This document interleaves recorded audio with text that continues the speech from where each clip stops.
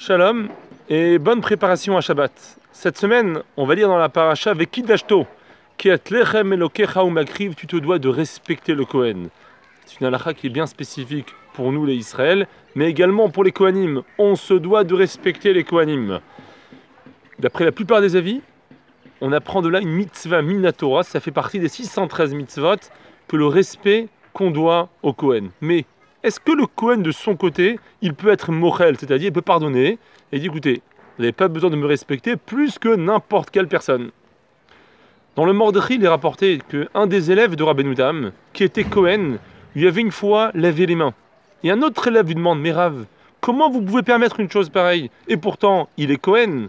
Et Rabbeinu Tam de répondre, ça c'était uniquement à l'époque où les Kohanim ils pouvaient prouver leur affiliation. Mais de nos jours, on n'a plus cette obligation de respecter le Kohen.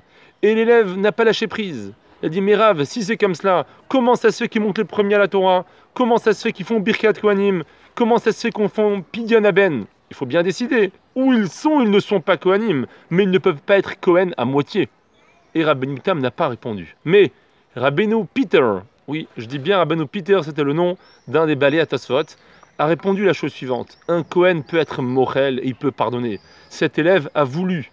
C'était son propre honneur et son propre plaisir de laver les mains de Rabbeinu Tam. C'est la raison pour laquelle, la halakha, nous on retient que oui, on se doit de respecter le Kohen, mais un Kohen, il peut dire, c'est pas la peine de me respecter.